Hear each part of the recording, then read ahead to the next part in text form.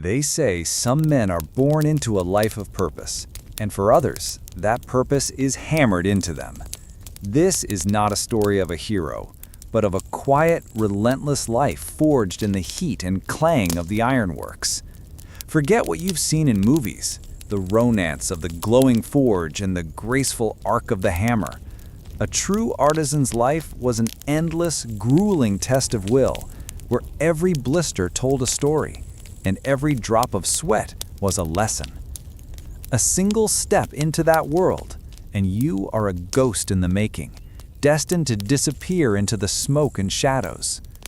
You are a nameless boy born not with a silver spoon, but with a sooty handprint on your face and the memory of a roaring furnace woven into your being.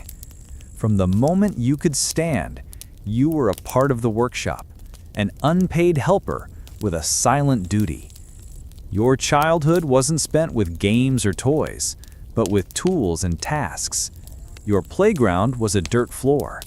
Your entertainment, the mesmerizing gants of flames. And your lessons were etched in the calluses on your hands.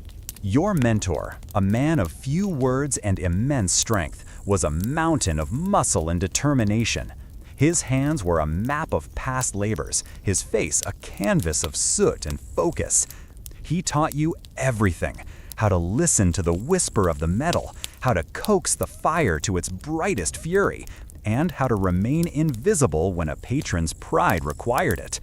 You didn't ask questions, you just watched, learned, and obeyed. The consequences of curiosity were sharp and swift. The forge gave no holidays, no breaks, no rest. It demanded constant attention, and so did you. Time off was merely the pause between one demanding project and the next. While you learned a trade, what you truly mastered was the art of survival, of enduring the heat and the ache, of finding strength in exhaustion. By the time you were 10, you carried the scent of heated iron and the strength of a grown man. Your arms hardened by countless repetitions. This was your life, your legacy, a relentless cycle of labor, smoke, and inevitable pain. Any notion of a carefree youth was a luxury you could not afford. The moment you could carry a bucket, you were a part of the machinery. Your days were a blur of stoking the fire, working the bellows, and cleaning the tools, all before the first meal of the day. Your payment was sustenance, sharp nods of approval, and the occasional grunt that signaled you hadn't completely failed. You often watched the other children of the village, their laughter drifting on the wind as they played. They smelled of fresh fields and simple lives, while you bore the heavy, metallic scent of your work. Their futures might be humble, but they were free from the constant danger of your world. You, on the other hand, learned to create small, perfect objects, each one a testament to your quiet dedication. And if your mentor allowed you to use the hammer on your own, it was a test of your will and a lecture on every mistake you made. The word tired was a foreign concept in the workshop. You kept going, driven not by choice, but by the fire in your heart and the rhythm of the hammer. The workshop was not just where you worked, it was a living entity, a beast of smoke and sound that shaped not only metal, but your very being. Its rhythms were your rhythms, its demands your existence. After a time, the searing heat isn't a pain, but a constant companion. It's an unspoken agreement. You accept its presence, and it shapes you. You learn the secrets of the stones, which hold the most warmth, and which parts of the floor are deceptively treacherous. Your skin darkens from the pervasive soot, not the sun, and your clothes, a constant tunic and apron, carry the scent of scorched fiber and raw effort. You don't own the ironworks, it owns you, a silent, all-consuming master. The world outside loses its sound. The clang of the anvil, the hiss of hot metal meeting water, the roar of the fire. This is your constant soundtrack. A moment of true quiet feels unsettling, as if a part of you has gone missing. Your connections to the world beyond the walls of the ironworks fade, and your identity merges with the work. You are no longer just a person. You are an extension of the fire and the steel. And in a strange twist of fate, a quiet affection for this life begins to bloom. It isn't for the pain or the endless labor, but for the moment of creation, when a piece of metal finally submits to your will, when a blade gleams perfectly or a tool takes its final intended form. You are no longer just a sooty apprentice. You are a creator, a vital part of a machine, and for a fleeting instant, you are powerful. But this moment quickly passes, and the next task looms, bringing the roar of the fire back to life. As your peers grow into their teenage years, their bodies stretching and strengthening, yours already feel weathered and aged. Your shoulders stoop, your hands are scarred, and your limbs are stiff. Your arms are thick and powerful, but from a life of brute force, not grace. Your back aches from hauling heavy metal, and your knees protest with every movement. Your body has its own language now, a constant symphony of creaks and pops. Your hands, once soft, are now gnarled and powerful, stained with soot, and crisscrossed with countless small cuts and burns. There is no time for healing. A twisted wrist or a strained muscle is simply a new challenge to be overcome. The fire will not wait. Even sleep offers little escape. Your body aches too much to find rest. Your ears ring with the ghosts of 1,000 hammer strikes, and your muscles twitch with phantom movements. Your very being feels exhausted, a deep weariness that settles in your bones. Your mentor's only comment on this is a single hard-won word: good. In a way, he's right. You are not just growing despite the pain. You are being forged by it, tempered like the metal you shape. By the time you reach adulthood, your body will have lived a lifetime's worth of labor, and the true work will have just begun. Inside the ironworks, smoke is not a problem. It is a permanent resident. Every breath you take is a bitter mix of dust, scorched metal, and ash. The air is so thick with it that visibility is a luxury. The only ventilation is a hole in the roof that seems to trap more smoke than it releases. Your lungs learn to endure this toxic atmosphere. At first it burns, then it irritates, and then it simply becomes a part of you. The constant cough, the darkened mucus, it's all just part of the rhythm. Your voice, too, begins to change, growing coarse and strained, as if you've spent your life drinking dust. But you work on, because you must. The work of the forge is not just about the fire. The very air you breathe is a testament to your trade. It is a toxic mix of metal filings, oil smoke, and the char of every burned material that has ever fallen into the coals. You have inhaled a day's worth of poisons before the sun is even at its highest point. Your only shield is a sweaty, grimy rag tied around your face, a meager defense that soon becomes as much of a burden as the fumes themselves. You know the long-term cost, a lifetime of damaged lungs and a shortened existence, but your focus is on the present. You are consumed with getting that gate hinge straight before your mentor sees its flaw. For you, air is simply the medium that allows you to continue hammering. Your relationship with your tools is intimate, a complex bond of necessity and mutual disdain. Your hammer is a literal extension of your arm, a partner you have both named and cursed. It is a companion that clicks and aches with your shoulder, a symbol of your craft. The tongs are your clumsy assistants, forever hot and prone to pinching you at the worst possible moment. You have burned your fingertips more than you can count, and the ironwork slips from your grasp. Your mentor simply tells you to hold it with more purpose. You have considered throwing the tongs into the fire out of pure frustration. Your chisel, once sharp, is now a blunt instrument you use for everything from carving to prying open doors. Every tool has its own story of pain and purpose, a legacy of jabs, pinches, and cuts. Your fingers have learned to flinch, and your apron, meant for protection, serves as a vessel for hot metal shards, clinging to you like a smoldering embrace. Yet, you tend to these tools like a family. You sharpen them, oil them, and arrange them with a reverence born of fear. Because if a single tool breaks, your ability to work, to eat, to survive is gone. They are your life, but they are also slowly destroying you. You are not a warrior or a leader, yet your work is the very foundation of the community. Without you, the village would grind to a halt. You are the medieval embodiment of a do-it-all service, a soot-covered figure called upon for every problem. The military leader needs a new blade, the farmer's plow breaks, the baker's oven door jams. They all come to you. They arrive unannounced, interrupting your work with a sense of entitlement, as if you were born to solve their problems. Their favorite phrase is a haunting one. "I know you're busy, but could you just?" And for all your effort, you are rarely thanked. They believe it is your duty to serve them.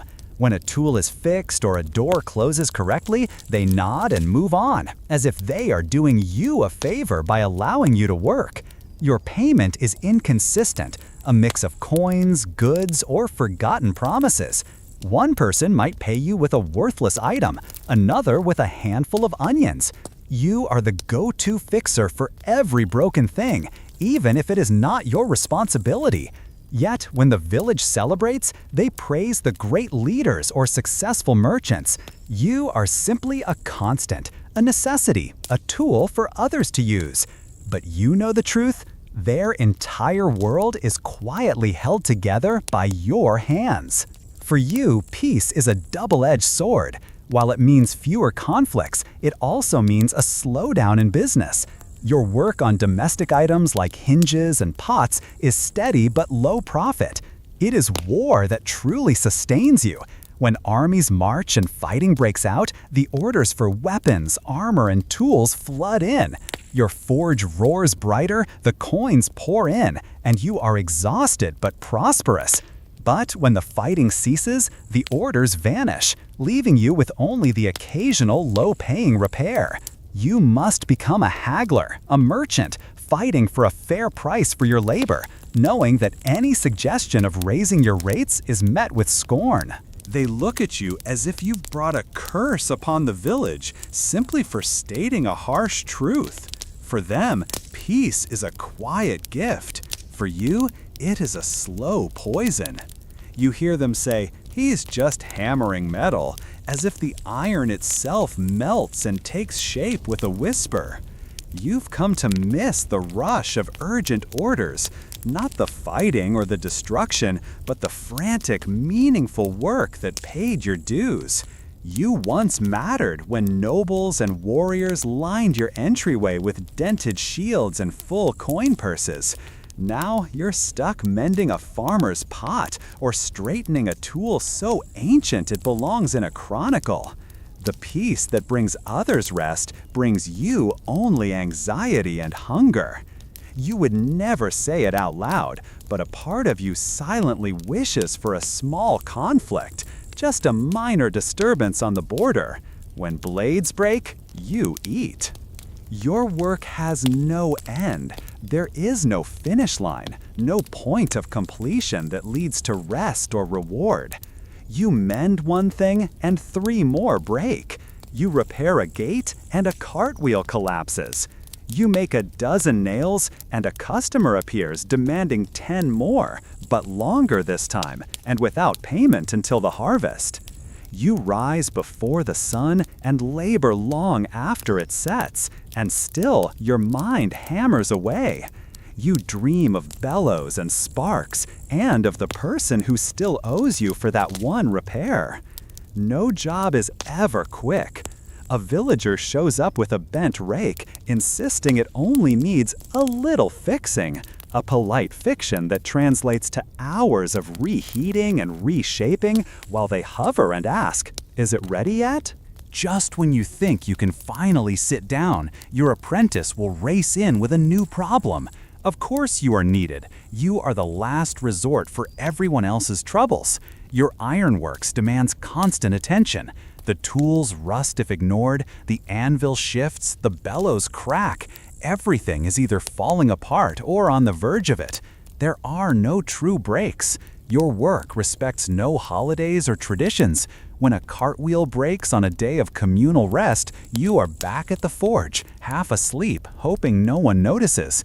You don't have a to-do list because a list implies a final task. For you, the craft is a relentless cycle. Work, fix, repeat until your body or your hammer gives out. And the worst part? A part of you loves it. You might expect a day of heavy labor to guarantee a good meal and deep sleep, but that is a luxury. Your meals are quick, often eaten while standing with one hand on your tools, your food catching the falling ash. Conversations are grunts, and if a customer arrives mid-bite, your food goes cold. You eat to survive, nothing more. Sleep is a cruel joke. Your hands throb, your back screams, and your ears ring with the echo of a day's clanging. Your bed is lumpy, your blanket smells of the forge, and your mind refuses to shut down. You lie awake, replaying every mistake and calculating how long you can wait before someone bangs on your door at dawn with a new, urgent task. You survive on scraps of food, half-naps, and pure stubbornness. There was a time, long ago in your childhood, when your hands were soft. Now they are your most vital tools. Your fingers are stiff, swollen, and cracked, so calloused that they barely register pain. You can no longer hold a quill or lace your own boots, but you can grab a pair of red-hot tongs with the casual confidence of someone for whom pain has lost its meaning. Your knuckles are like bruised stones, and your palms are a roadmap of blisters old and new, each one a testament to the unending rhythm of your life. The seasons pass, but the scars remain. You have long since ceased to count the times you've lost a fingernail, either through a clean break or a brutal tear. Your hands are a map of past labors, with a thumb once crushed to a permanent black and countless cuts that ooze blood only to be hastily wrapped in a scrap of cloth and ignored. But the cuts are fleeting. The burns are the true storytellers, the ones that blister and sizzle, leaving behind permanent, intricate marks. You have branded yourself more often than a cattle herder, and now you barely even notice. Your grip strength has become monstrous, able to crush walnuts with ease. Yet your fingers have lost all their fine control. You are only 30, but your hands are those of a person who has endured a lifetime of battles. They are scarred, stiff, and constantly aching, yet they are what keep you alive. They shape the blades, mend the hinges, and command the hammer that upholds your reputation. In this life, the only thing that matters is that you can still swing. You no longer remember what it feels like to be truly clean. The moment you began your apprenticeship, your personal scent became a permanent blend of ash, scorched metal, and the bitter tang of relentless labor. The smoke seeps into your hair, clothes, and skin, and your sweat has a thick, metallic smell. You might consider a bath, but water is often cold, and you would be covered in soot and grease again by sunrise. So, what's the point?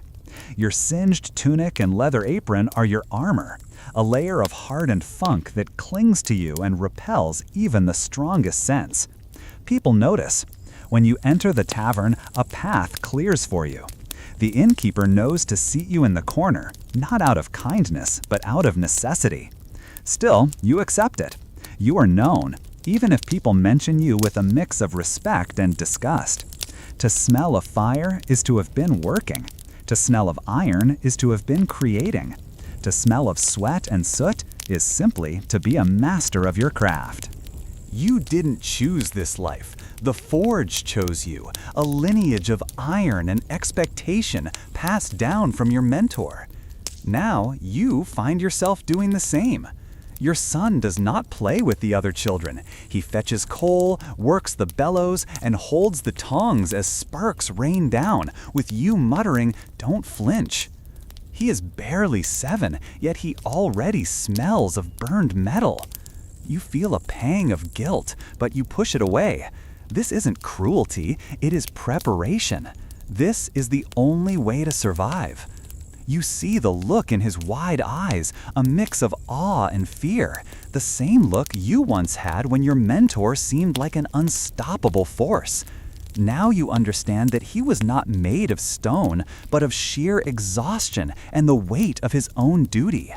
You teach the boy everything: how to read the heat, how to strike a clean blow, how to listen to the whisper of the metal. You try to show him kindness, sharing a story by the fire or a rare piece of fruit, but there is always too much work to do. His hands will soon look like yours, his back will ache long before he becomes a man, and when you can no longer lift the hammer, he will be there to take your place. This is the cycle, a lineage of steel, soot, and unyielding survival, a forge that never cools. The fire must be kept burning, and you have spent a lifetime standing too close, swinging too much iron, and breathing too little clean air. Your body was destined to fail. It was just a matter of when. And now that time is upon you. Your knees protest with every step, and your back is permanently bowed. Your once powerful hands, which could bend steel to your will, now tremble as they reach for a simple cup. The forge still roars, but your arms no longer answer its call. The hammer, once a seamless extension of your will, now feels impossibly heavy, as if it knows its time in your grip is coming to an end. There is no glorious finale, no heroic last stand. You simply slow down. You begin to hand over the tasks to your son, sitting and watching more than you work. He asks you questions, and for the first time, the answers feel distant. The villagers now turn to him with their problems, their glances toward you still respectful, but their words directed at his youth. He is the one with the freshly calloused hands and the new burns. The ache of the craft has moved to a new set of shoulders, and in a quiet corner of your heart, you are deeply proud. You were never rich. You owned no land, no books, no fine clothes, but you were indispensable. You kept blades sharp, wheels turning, and gates swinging. The world rarely thanked you, but it moved because of you. You will likely not see 50. The constant damage to your lungs, your joints, your heart has taken its inevitable toll. But your work will endure. The nails you hammered into village gates, the blades you forged, the horseshoes you shaped, they will all remain long after you are gone. You will leave behind no grand titles, only tools, scars, and a son with a hammer. In this life, that is more than enough. You may be laid to rest in a simple grave with a name carved into wood. Yet every clang of the hammer that echoes through the village, every flicker of the fire will be your legacy. You were never a knight, but you created their armor. You didn't farm the land, but you made the plows that carved it. You didn't bake the bread, but you forged the doors of the ovens. You didn't build the castle, but every nail and hinge bears your mark. You were the foundation upon which their history was built. Your life was loud and fiery, but your legacy is quiet and constant. No one wrote songs about your hammer, but every working wheel and every unbroken sword is your song. When people looked at your forge, they saw only smoke and sweat. But inside, you forged civilization, one piece at a time. And now, as your hands finally rest, the fire continues. Your son lifts the hammer you can no longer wield. Your grandson learns to read the heat. Your name may be forgotten, but the tools you created live on, passed from hand to hand. You were never celebrated, but without you, nothing moved. You were the ember glowing beneath the tails of kings. You are not just a part of the world, you kept it turning. Long before it was a practice for secretive European laboratories, this ancient art was something far more ancient and profound. Its true origin wasn't in medieval castles, but in the shimmering heat of an ancient, fertile land, where transformation wasn't a trick of science, but a fundamental law woven into the fabric of existence. The ancient sages had a word for this art, one that meant the black land. This referred to the dark, rich soil left behind by the annual flooding of the great river, but it was more than just a name for a place. In their worldview, black symbolized potential, the richness of raw matter waiting to be transformed. The land itself became a living metaphor for nature's transformative power, and it was from this concept that the art would eventually be born. In its earliest form, this art was not just about turning base metals into gold. That obsession would come much later. For the ancient masters, it was everywhere. It was in the sacred rituals of preservation, where a body was carefully prepared for its next existence. It was in their hidden chambers, where they blended oils, herbs, and minerals to create potent substances. It was in the stars, the soil, the very act of cooking bread and brewing drinks. They believed transformation was the language of reality itself. At its core, this ancient discipline was never purely physical. To change something on the outside, you first had to understand it on the inside. This profound idea would echo for centuries in texts from all cultures. Legends say these early masters were guided by a powerful mythical being who passed down the secrets of creation, transformation, and the journey toward a new state of being. These secrets, it was said, were written on a mysterious artifact known as the Emerald Tablet. But to understand it, we must first accept one truth. This art began not as a quest for wealth, but as a sacred science of life. It was the source from which all other alchemical fires were kindled, and everything that came after would trace its roots back to this ancient, fertile land. The mysterious Emerald Tablet. Whispers of it have echoed through time like a riddle carved into the bones of civilization. Said to be inscribed on a green crystal, the tablet was a short, poetic text, barely a dozen lines long. Yet those lines were believed to hold the ultimate key to transforming matter, consciousness, and reality itself. It begins with a phrase that has haunted thinkers for centuries. That which is above is like that which is below, and that which is below is like that which is above. This simple principle of correspondence suggests that the microcosm and the macrocosm are mirrors. What happens in the universe happens in the human mind. What changes in the lab echoes in the cosmos. The tablet didn't offer instructions for making gold, it gave a whole new worldview. It stated that the world is not fixed. Everything can be refined, elevated, and transmuted. Not just lead into gold, but ignorance into wisdom, chaos into harmony, and the mundane into the extraordinary. The tablet also speaks of a single essence, the source of all creation, and how it rises from the earth and descends from the sky, carrying the power of all things. The greatest mystery, however, may not have been the tablet's content, but who could truly understand it. You had to be more than just a scholar. When a great empire began to fade, its secrets did not vanish. Instead, they began a journey.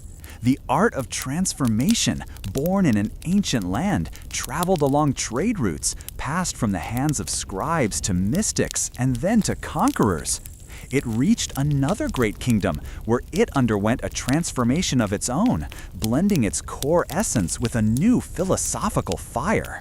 The backbone of this new thinking was a doctrine of duality, the eternal conflict between light and shadow, truth and falsehood, purity and corruption. In this philosophy, fire was not just an element, it was considered the purest of all.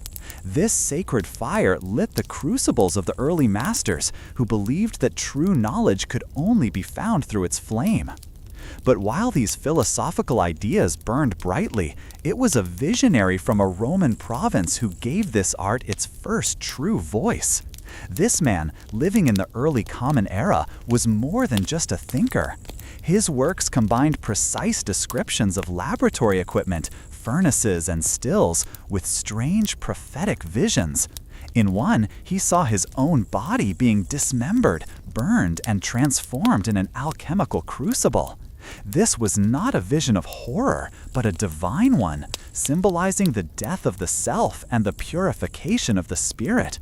He believed that the master must be transformed just as the metal is. Just as base matter must be destroyed to become perfect, the master had to endure suffering to purify and transcend. He was the first to introduce the idea of spiritual transformation, a concept far ahead of its time. As the teaching rippled through centuries and continents, a new great power rose from the ruins of old knowledge, bringing with it a golden age of wisdom. While other regions descended into chaos, the cities of this new empire became sanctuaries for philosophy, mathematics, astronomy, and the ancient art of transformation. At the heart of this revival stood a man whose name became a legend, often called the father of modern chemistry. He approached this art not as a mystical practice, but as a structured, testable discipline. He introduced laboratory methods that are still recognizable today: distillation, crystallization, and sublimation. He refined acids and wrote over 100 works, combining philosophy with scientific experimentation.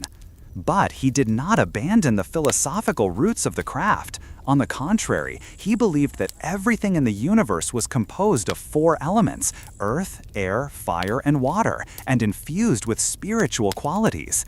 He introduced the idea of balance as the key to transformation. Just as a body must be balanced to be healthy, metals must be balanced to reach perfection. The ultimate form was not just a metal, it was a substance in perfect equilibrium. If this balance could be achieved, then even the most basic metal could be elevated. His influence spread far beyond his kingdom, and over time, his works were translated and circulated, igniting a new wave of seekers who built upon his teachings, often without even knowing on whose shoulders they stood. Through this great thinker, the ancient art took its most decisive step forward. It was no longer just symbolism, it became a method, a system, a science. And yet it remained what it had always been, a map to transformation, both material and spiritual. As the world's great intellectual power preserved and expanded the knowledge of the ancients, the West remained shrouded in insular thinking and strict tradition. But knowledge has a way of traveling, especially when it is too powerful to be contained. Slowly, piece by piece, the art of transformation made its way westward, smuggled through language, ink, and conquest. The bridge between East and West was built in centers of learning, where scholars of different schools of thought worked side by side in rare moments of intellectual harmony. Here, master translators toiled over ancient manuscripts, decoding the works of great minds and breathing forgotten ideas back into the West. By the 12th century, a growing curiosity hungered for this knowledge. The rediscovery of these ancient texts, especially on the art of transformation, was nothing short of a cultural detonation. But what arrived wasn't a practical science alone. It was the art in its fullest form, a fusion of spirit, matter, and meaning. Hidden societies began to conceal strange manuscripts behind formal writings. Seekers experimented with metals not just to purify them, but to purify themselves. And in hidden chambers and candlelit studies, minds began to obsess over one idea: transmutation, the notion that base metals could become gold and that the human soul could do the same. The Latin translations of these texts circulated quietly, often disguised as philosophical treatises to avoid accusations of forbidden knowledge. After all, this art posed a threat. It challenged the fixed order of things. If lead could become gold, could a common person achieve a state of enlightenment? The established order watched with suspicion, but the allure was too strong. It offered a hidden path to perfection outside of the official doctrine. By the late Middle Ages, the West had taken the torch. The flame that once burned in ancient lands now flickered in castles, hidden societies, and secret libraries. The art had crossed a threshold, and it was about to evolve again. To the late Middle Ages, the art of transformation in the West had become something almost mythic. It was no longer just an intellectual pursuit. It was a sacred quest. At the heart of that quest lay one object, one idea, one obsession: the Philosopher's Stone. The stone was not just a chemical substance. It was a mystery wrapped in allegory, hidden in symbols, and cloaked in riddles. Said to have the power to transmute base metals into gold and grant a form of eternal life through a substance known as the elixir of life, the stone became the most sought-after artifact in Western esoteric tradition. To those who truly understood the art, the stone was not physical, it was spiritual. It went by many names: the red stone, the powder of projection. Some claimed it was a literal red crystalline substance, while others insisted it was a metaphor for spiritual awakening. All agreed it was the key to ultimate transformation. Masters believed the universe itself was a living organism, constantly striving toward perfection. Metals were also alive, growing slowly in the womb of the earth, with lead being simply immature gold. And just as nature evolved toward balance, a person could evolve as well. The Philosopher's Stone was the accelerant of that evolution. European seekers devoted their lives to understanding the processes of nature in pursuit of this ultimate truth. They built furnaces, studied celestial alignments, collected rare minerals, and wrote cryptic texts filled with serpents, dragons, and kings, all metaphors for the stages of inner and outer transformation. The stone's creation was said to follow a path called the magnum opus, or great work. It began with the blackening, a symbol of death and the breaking down of the self. Then came the whitening, purification. Next was the yellowing, illumination, and finally the reddening, rebirth, and the emergence of the stone. This process was hidden in metaphor because, as the masters believed, true transformation was not meant for the uninitiated. The stone would reveal itself only to those who were ready, not just intellectually, but spiritually. To seek the stone was to seek perfection. And while many searched for gold, the wisest masters knew the only thing worth perfecting was the soul. As the art took deeper root, it began to slip into the shadows. What was once open dialogue and scholarly exchanges now became a hidden practice. The reasons for its decline were many. The scrutiny of established authorities, the fear of change, and the simple fact that the art's language had become a secret code, decipherable only to the initiated. The established order, wielding enormous power, saw in this art both promise and danger. While some mystics embraced it, seeing the transmutation of metals as a mirror of deeper truths, others condemned it. The idea that a person could manipulate nature, even achieve personal elevation outside of the accepted doctrines, was seen as a threat to the rigid social order. To avoid persecution, masters cloaked their teachings in allegory and symbolism. Thus began an era where the art went underground, hiding in secret societies, coded manuscripts, and obscure symbols that only insiders could interpret. One mysterious brotherhood that surfaced in the 17th century claimed to hold ancient wisdom passed down from the fertile lands and the new empires. Their manifesto spoke of inner enlightenment, universal harmony, and the hidden sciences. Though no one could prove their existence, their ideas spread like wildfire, inspiring generations of seekers. Another ancient order, whose roots trace back to builders, adopted rituals that deeply echoed the art's philosophy: purification, transformation, and inner light. Whether or not they practiced the art in a literal sense, their symbolic language aligned perfectly with its aims, the building of the perfect self. The art also found refuge in books of secrets. Texts that contained no words, only a series of strange symbolic images meant to communicate the great work without a single sentence. Other manuscripts were written in a green language, a form of wordplay and poetic double meanings that concealed their deeper truth. The life of a master had become one of duality. Outwardly, a quiet, obedient scholar, physician, or craftsperson; inwardly, a revolutionary, chasing a profound truth through fire and metal, spirit and stone. The very secrecy that threatened the art also preserved it. Like a fire buried beneath ash, it smoldered unseen, passed down from master to apprentice. In these quiet shadows, the art continued to evolve, not just as an early science, but as a living philosophy, one that would soon encounter its greatest challenge, the birth of modern chemistry. By the 17th and 18th centuries, a quiet revolution was brewing, one that would both inherit and bury the legacy of this ancient art. The Age of Enlightenment had arrived. The mysticism and metaphor that once cloaked transformative thought were no longer welcome in scholarly halls. In their place came a new language, empiricism, logic, and repeatable results. The art's successor had arrived, and its name was chemistry.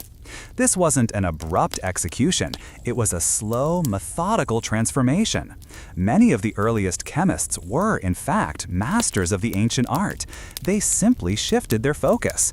The goal was no longer spiritual perfection or the transmutation of souls, but measurable change. No more dragons and black suns, just balances, beakers, and precise documentation. One of the final blows came with a great mind, often called the father of modern chemistry. He argued that matter was made up of fundamental components, and that reactions could be explained without mysterious forces. He didn't mock the art, but insisted it must be explained through natural laws, not allegory. Soon after, another scholar would discover the role of a key element in combustion and disprove the ancient theory of the four elements: earth, air, fire, and water. The periodic table would follow. Laboratories became secular temples of knowledge. The ancient art, with its hidden codes and sacred metaphors, was seen as outdated, an embarrassment to the new science. But here is the paradox. Chemistry owed its very existence to this ancient art. The tools, the techniques, the relentless curiosity, it all came from the furnace of that craft. The ancient art had walked so that chemistry could run. Still, the world was changing. Industrialization demanded results, not riddles. Governments funded laboratories, not secret societies. The philosopher's stone was replaced by the microscope, the ancient still by the Bunsen burner. What was once a sacred quest had become a material pursuit. But here is the paradox. Chemistry owed its very existence to this ancient art. The tools, the techniques, the relentless curiosity, it all came from the furnace of that craft. The ancient art had walked so that chemistry could run. Still, the world was changing. Industrialization demanded results, not riddles. Governments funded laboratories, not secret societies. The philosopher's stone was replaced by the microscope, the ancient still by the Bunsen burner. What was once a sacred quest had become a material pursuit. Yet not all was lost. In hidden corners and quiet minds, the ancient art still breathed, not as a science, but as a symbol of transformation, of unity, of the eternal dance between matter and spirit. And while the world turned to chemistry for answers, some still look to the ancient art for meaning. Because some fires never truly go out, they just burn beneath the surface. The ancient art of transformation may have vanished from the halls of science, but it never died. Instead, it transformed, just as it had always taught that all things must. What began in the ancient tombs was refined in the philosophical fires and encoded in the hidden texts didn't simply disappear. It evolved, splintering into fields like chemistry, psychology, medicine, and even modern ideas of personal growth. Its outward form was shed, but its inner message endured. A new kind of master emerged, not with a furnace, but with a notebook and a mind full of profound questions. A renowned scholar of the human mind rediscovered the hidden wisdom of the ancient art and gave it new life. He argued that the early masters were not just transforming metals, they were unconsciously mapping the human psyche. The blackening was a state of despair. The whitening was the dawning of insight. The reddening was the emergence of a unified whole self. The philosopher's stone, this scholar said, was individuation, the process of becoming whole. The ancient art, it turned out, was always about more than gold. Today, its fingerprints are everywhere, in books on personal development, in stories of heroes who must descend into darkness to return reborn, in the very language we use, words like refine, distill, and purify. Even in the new sciences, the spirit of the ancient art lingers. Scientists still transmute elements, and physicists speak of unified fields with the same wonder the early masters once had for essence and source. The search for the fundamental building blocks of the universe continues, only the language has changed. Perhaps the true legacy of the ancient art lies in its insistence on wholeness. It never separated the inner self from the outer world, or science from its inherent mystery.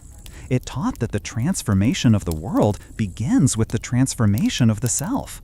In a world driven by speed and data, the ancient art whispers a timeless truth. To truly change anything, you must also be willing to change yourself. And so the fire still burns, not in crucibles, but in hearts, waiting, calling, and transforming. Because the ancient art was never just a science, it was a mirror. At first glance, this land seems like a surreal painting. Its surface is dotted with towering stone chimneys and rippling ridges carved by wind and time. Visitors marvel at the strange beauty above, but what most never realize is that the real wonder lies beneath their feet. Deep under this unique landscape is a forgotten world, a labyrinth of subterranean cities stretching for miles. These are not simple caves, they are entire urban complexes hidden underground, complete with homes, meeting halls, wells, food storage, and even places of learning. Some go down as far as 18 stories, housing thousands of people in the shadows of the earth. The most astonishing part? Many of these cities were completely unknown until the last century. In the 1960s, a man renovating his home in a small town knocked down a wall in his basement. What he found wasn't brick or dirt, it was a tunnel. That tunnel led to another, then to a chamber, then to a spiral staircase. He had accidentally uncovered an ancient entrance to one of the largest underground cities in the world. It was as if an entire civilization had chosen to vanish beneath the ground, leaving behind no sign except silence. But this was just one. Over the decades, researchers have identified hundreds of underground settlements throughout the region, with at least 40 major ones interconnected by narrow corridors and secret escape routes. They were deliberately planned and engineered, with massive stone doors that could seal off passageways, ventilation shafts for fresh air, and wells tapping into underground aquifers. The question that has haunted historians for years is, why would anyone build something so elaborate under the earth? Were they hiding spots from invading armies, safe havens, or something far older and far stranger? Whatever the reason, one thing is clear. This was a refuge, a world beneath a world, a place where thousands could disappear from the surface and live their lives entirely underground. And the deeper you go into these cities, the stranger the story becomes. To understand why people built them, you must first understand the land itself, because this is no ordinary terrain. Millions of years ago, a series of powerful volcanic eruptions blanketed a central land under layers of ash. That ash hardened into a soft, porous rock known as tuff, a material light enough to carve with basic tools, yet strong enough to hold its shape over centuries. Wind and rain shaped it into strange formations, towering chimneys, conical spires, and rippling ridges, making the entire region look like something out of a dream. But the ancient inhabitants didn't just marvel at the rock, they worked it. They realized this volcanic stone was a gift. They could carve out homes, storage rooms, even entire complexes without lumber or bricks. These stone chambers remained cool in the scorching summers and warm during the freezing winters. While they carved dwellings into the cliffs above, the real marvel happened below ground. It likely began with simple shelters to store food or escape the heat. But as a world of threats grew, those caves evolved. They became interconnected rooms, then levels, then complex networks. Once the digging started, it didn't stop. Entire societies vanished beneath the soil, carving deeper and deeper with deliberate intention. They engineered tunnels to connect homes to kitchens, stables to wells, and ceremonial halls to living quarters. Ventilation shafts snaked to the surface, bringing fresh air to the deepest levels. Wells accessed underground aquifers, ensuring a constant water supply. What's truly incredible is the age of these structures. While many were expanded during later periods of great change, some researchers believe the original levels could date back to a much earlier time, thousands of years ago. The land itself invited transformation, and the people responded by shaping it with patience and vision. The Earth wasn't just a foundation, it was a fortress, an inverted world filled with secrets. But what exactly were they hiding from? That is the question we explore next. Beneath a quiet town lies something extraordinary.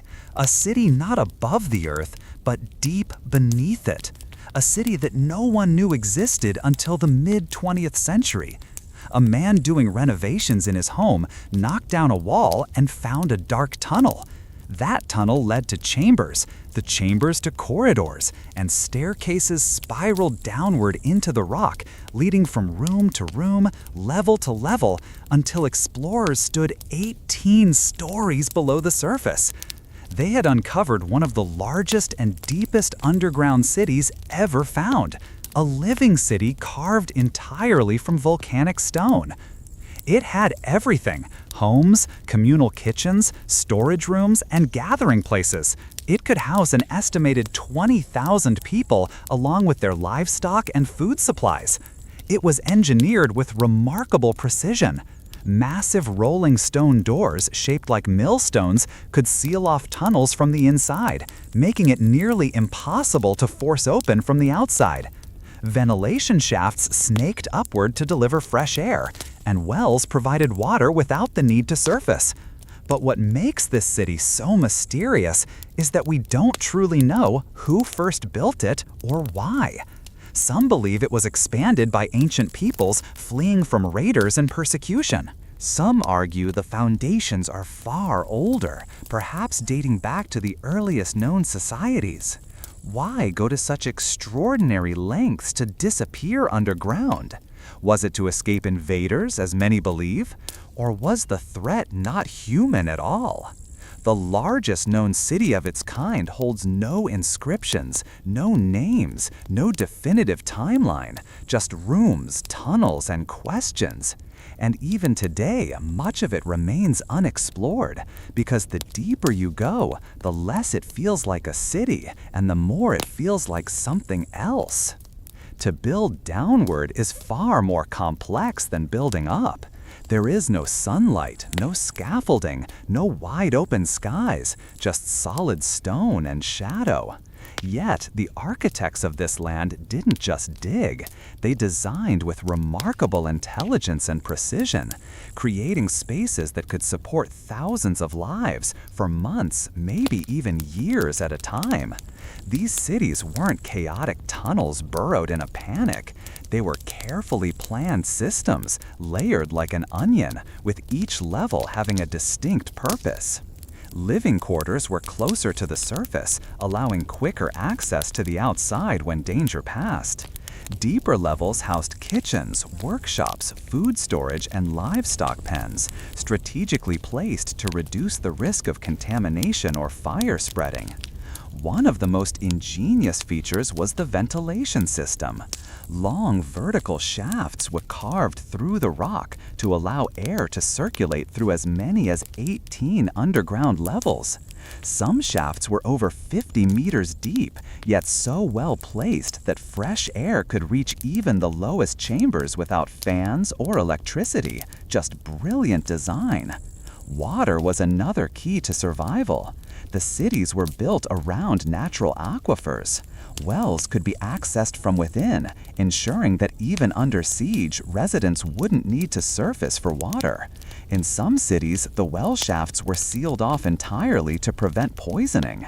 There were communication tunnels too, some leading to smaller satellite chambers, others connecting to nearby underground cities.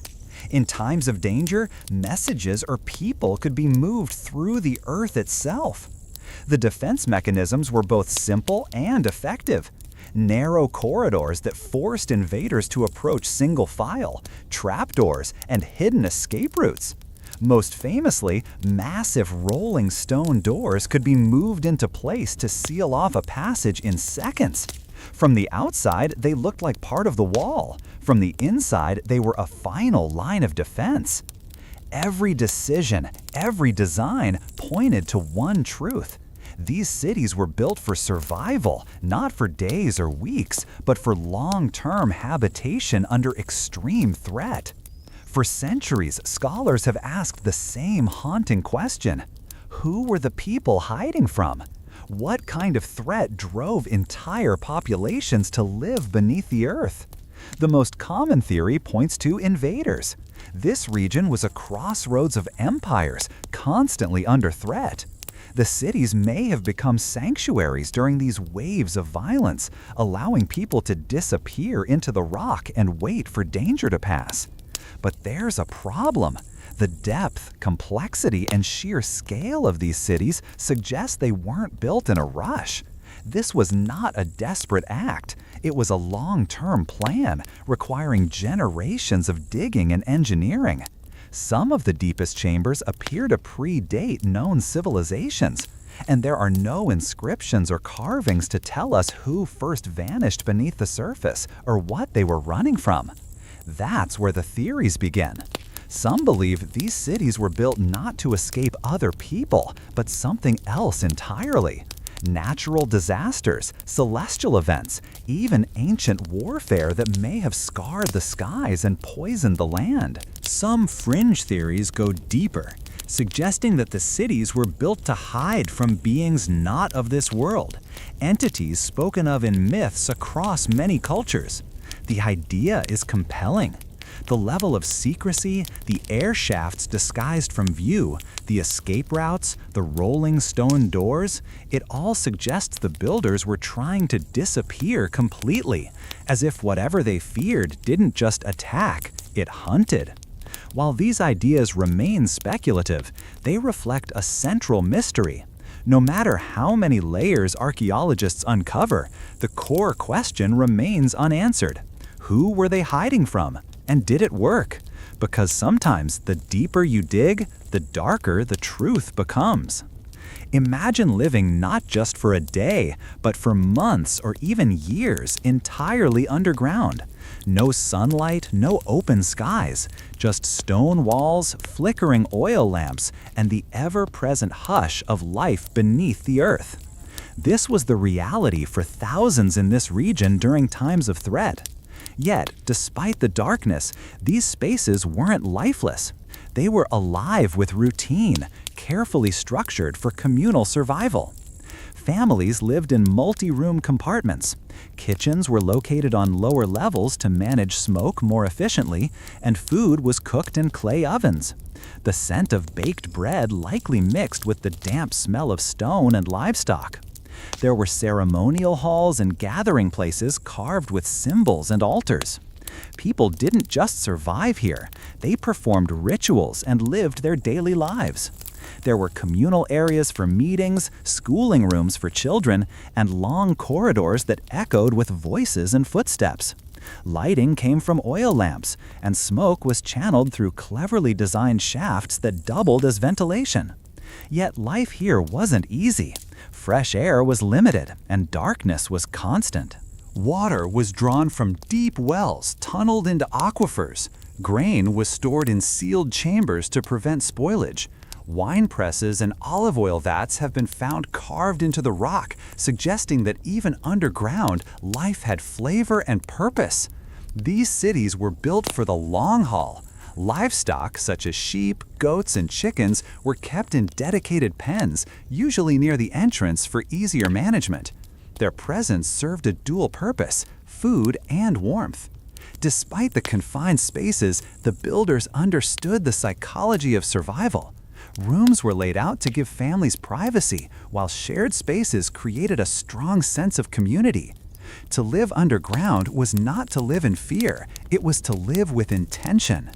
The underground cities were not isolated pockets of refuge, they were part of something much bigger. Beneath the valleys and hills of this volcanic region lies a vast network of tunnels and hidden passageways that appear to connect multiple cities together. Some of these tunnels stretch for kilometers, weaving beneath the countryside like veins under skin. Narrow, winding, and often no wider than a person's shoulders, they were likely used for secret movement, escape, or transporting messages and supplies. This is evidence of coordinated planning on a scale rarely seen in ancient architecture. If true, it means multiple cities could support one another in times of siege or crisis, functioning almost like a subterranean federation. These tunnels were also defensive. Built with multiple bottlenecks, blind turns, and choke points, they forced any pursuer to enter one at a time, making them easy to trap or ambush. Many were rigged with trapdoors and stone plugs that could be rolled into place to block intruders. The full extent of these networks remains unknown, a silent testament to a world beneath a world. New passageways are still being discovered. In 2014, an even larger underground complex was accidentally uncovered beneath the central region, possibly dwarfing even the largest known city. Researchers believe it could contain dozens of levels, water systems, gathering places, and countless more tunnels yet to be mapped. What were these tunnels truly for? Were they simple escape routes or the infrastructure of a society built to live without ever being seen? The more we uncover, the more we realize this underground world is a system, planned, connected, hidden beneath our feet for thousands of years. And maybe, just maybe, there's still more waiting to be discovered, entire cities buried not by time, but by intention. Despite decades of excavation and study, the underground cities remain wrapped in mystery. The stone walls may be silent, but the questions echo louder than ever. Not just how they were built, but why. And when historical answers fall short, myths and alternative theories rush in to fill the void. One of the most enduring questions is about the true age of these cities. Conventional archaeology ties their major expansion to a later period when communities sought refuge from invading forces. But some researchers believe that the earliest tunnels and chambers are far older, possibly dating back 4,000 years or more. If that's true, what kind of threat existed so long ago that would drive people underground? Some theories suggest these subterranean cities were emergency shelters from natural cataclysms, massive floods, solar flares, volcanic winters, or ancient climatic disasters. The layout of the cities, self-sufficient, hidden, and sealed, could be interpreted as long-term survival bunkers. Others look to cosmic explanations. Theorists argue that early civilizations may have built these cities to hide from powerful non-human entities, beings who were said to descend from the sky and rule with fearsome power. One local legend speaks of giants that once roamed the surface, driving people below. Others tell of fire from the heavens and enemies that came with burning eyes. To the modern ear, these may sound like metaphors, but they hint at something terrifying enough to push entire cultures into the rock. There are also theories tied to the symbolism of the earth itself. In some ancient traditions, descending into the ground represents a journey into the underworld, a metaphorical death and rebirth. The truth is, no single theory explains it all. The scale, the age, the precision, it doesn't fully fit into our existing historical framework. And maybe that's the most unsettling part. Because sometimes what lies hidden isn't just history. It's the edge of something we were never meant to understand. Today, visitors walk through dreamlike landscapes, over valleys carved by wind, past stone formations glowing orange in the evening sun. Hot air balloons drift quietly overhead. But beneath their feet, the ground is hollow, still holding its breath after thousands of years. The underground cities are now open to visitors who descend narrow stairwells and pass through low arched tunnels, but only a fraction has been uncovered.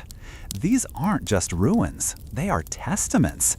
They are proof that people will do whatever it takes to survive, to protect their children, to preserve their way of life, and to vanish when the world turns hostile. And in that act of vanishing, they left behind a kind of message, not written in language, but in stone. We don't know their names or their stories, but we know this. They were planners, engineers, visionaries. They created something that could endure centuries of silence, something that might have been meant never to be found. The world above was chaos, but the people looked down and chose to survive in the dark together. The earth, it seems, has kept their secret well. To them, dreams could offer healing or demand a heavy price. Ignoring a powerful dream wasn't just foolish, it was dangerous. The dreamer, then, was not just a sleeper. They were a messenger, a vessel temporarily open to profound truths. And in some cases, that dreamer became a seer, chosen to carry visions. Entire professions were dedicated to understanding dreams. Masters, seers, and interpreters learned to read the symbols that emerged in the night. A serpent could be a symbol of transformation or a deadly omen.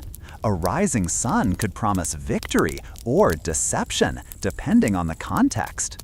Each culture had its own codes, but the belief was universal. Dreams mattered. Even today, fragments of that ancient wisdom linger. We speak of following our dreams or waking up to a new reality. But in the ancient world, dreams weren't poetic expressions. They were maps, warnings, and vital intelligence delivered while the conscious mind slept. This was the world before science tried to measure what the ancients already revered. To them, the dream world was real, and to walk through it was to walk with forces greater than themselves. The first civilization to leave written records of dreams believed they were direct transmissions from powerful beings, often complex, symbolic, and deeply consequential.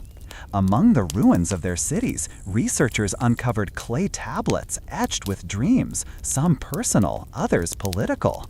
Dream interpretation was a structured practice, taught, studied, and respected.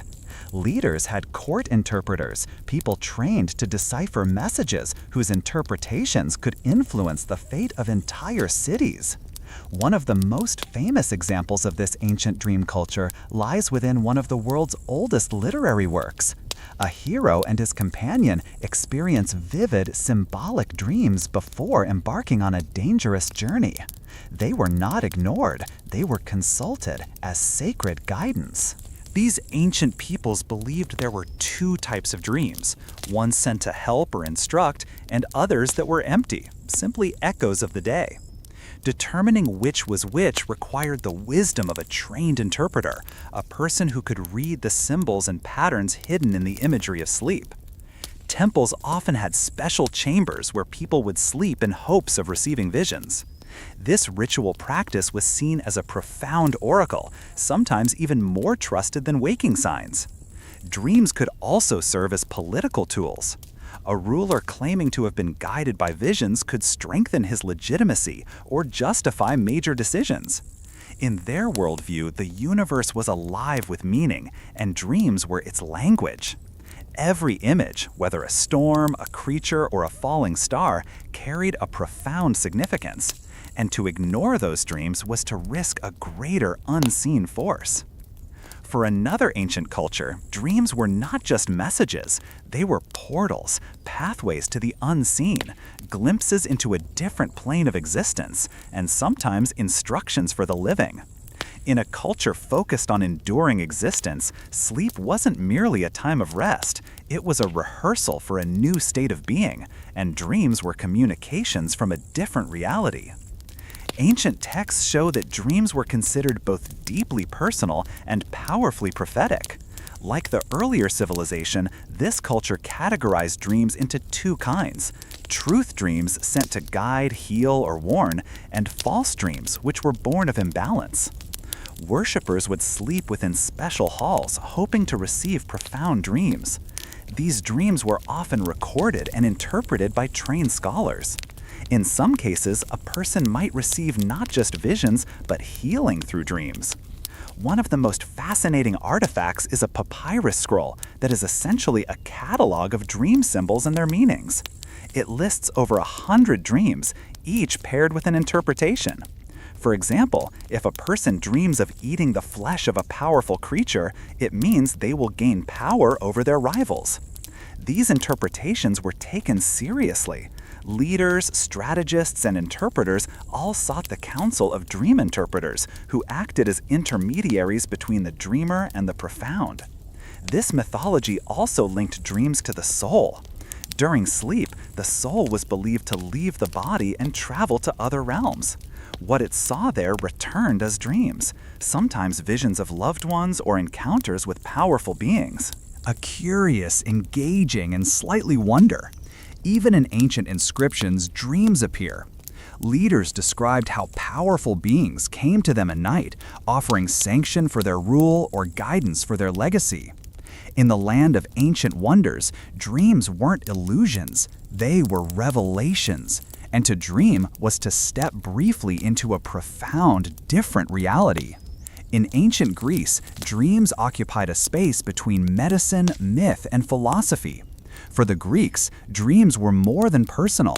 They were cosmic messages delivered by powerful beings or even forces from the underworld. But unlike earlier civilizations, the Greeks also began to ask why we dream, planting the first seeds of psychological thought. The most profound place for dream revelation in Greece was the healing sanctuary, a temple dedicated to the divine physician. Pilgrims came from across the Mediterranean to sleep inside these sanctuaries in a process called incubation. Before sleeping, they would cleanse their bodies and minds to prepare for healing dreams. It was said that the physician himself would appear, diagnosing their illness or prescribing a cure, sometimes even performing dream surgery. The temple healers interpreted the dreams and applied treatments based on what the beings revealed. This blend of medicine and profound belief was highly respected, and it worked, or at least seemed to. The walls of these sanctuaries were covered in inscriptions thanking the beings for miraculous recoveries. But dreams in Greece were not only for healing, they were also political and prophetic. In their great epics, dreams come directly from powerful beings. One story tells of a deceptive dream sent to a general to influence a battle strategy. Dream interpretation became a respected craft. Philosophers pondered the nature of dreams, wondering whether they came from cosmic origins or simply the stirrings of the mind. One scholar, in a 5-book manual on how to decode dreams, created a system based on a person's life, status, and the symbolism of their vision. The Greeks believed that during sleep, the soul loosened its grip on the body, floating in a liminal state where it could glimpse deeper truths. Whether sent by great beings or born from inner reflection, dreams were never meaningless. For the Greeks, to dream was to momentarily touch a greater consciousness. In the ancient world, dreams were often believed to be prophecies. Many civilizations saw the dream state as a space where time unraveled, allowing the future to bleed into the present. To dream was sometimes to witness fate before it arrived, and that knowledge carried both great power and deep responsibility. Across ancient lands, history is filled with rulers, generals, and seers who acted based on their dreams. One wrong interpretation could cost a kingdom. One correct reading could change the course of history. In Mesopotamia, dreams of celestial omens, falling stars, dark suns, or blood-red rivers were seen as signs of coming war or disaster. Interpreters kept detailed records of these dreams, looking for patterns that might predict the fate of empires. These records were consulted during times of crisis. For another civilization, their great leader famously claimed his reign was foretold in a dream, one in which a great monument spoke to him, promising him a legacy if he saved it from the desert sand. Whether fact or political storytelling, that dream secured his legitimacy. In the Greek world, prophetic dreams played out on the battlefield and in political chambers. Before major decisions, leaders sought omens, either through dream incubation or by consulting seers who often dreamt as part of their rituals. But prophecy wasn't only for rulers. People also believed dreams could foretell marriage, illness, or death. Dreaming of losing teeth, for example, could signify a death in the family. This belief gave ordinary people a sense of access to the threads of fate, but it also created anxiety. What if you missed a warning? What if you misunderstood? In a world where powerful forces whispered in dreams, sleeping wasn't just a private act, it was a conversation with destiny. A curious, engaging, and slightly warm tone, like a narrator sharing a fascinating discovery. The voice is clear and expressive, with a sense of wonder and enthusiasm. The pacing is dynamic, speeding up for exciting moments and slowing down to emphasize key facts. The goal is to captivate the audience and make them feel part of the journey. Occasionally, dreams were considered visits from malevolent forces, and protective rituals were performed to keep such influences at bay. Even in ancient inscriptions, dreams appear. Leaders described how powerful beings came to them at night, offering sanction for their rule or guidance for their legacy. In the land of ancient wonders, dreams weren't illusions, they were revelations, and to dream was to step briefly into a profound, different reality. In an ancient civilization, dreams occupied a space between medicine, myth, and philosophy. For these people, dreams were more than personal. They were cosmic messages delivered by powerful beings or even forces from the underworld. But unlike earlier civilizations, they also began to ask why we dream, planting the first seeds of psychological thought. The most profound place for dream revelation was a healing sanctuary, a temple dedicated to a divine physician. Pilgrims came from across the Mediterranean to sleep inside these sanctuaries in a process called incubation. Before sleeping, they would cleanse their bodies and minds to prepare for healing dreams. It was said that the physician himself would appear, diagnosing their illness or prescribing a cure, sometimes even performing dream surgery. The temple healers interpreted the dreams and applied treatments based on what the beings revealed. This blend of medicine and profound belief was highly respected, and it worked, or at least seemed to. The walls of these sanctuaries were covered in inscriptions thanking the beings for miraculous recoveries. But dreams were not only for healing, they were also political and prophetic. In their great epics, dreams come directly from powerful beings. One story tells of a deceptive dream sent to a general to influence a battle strategy. Dream interpretation became a respected craft. Philosophers pondered the nature of dreams, wondering whether they came from cosmic origins or simply the stirrings of the mind. A scholar, in a 5-book manual on how to decode dreams, created a system based on a person's life, status, and the symbolism of their vision. They believed that during sleep, the inner self loosened its grip on the body, floating in a liminal state where it could glimpse deeper truths.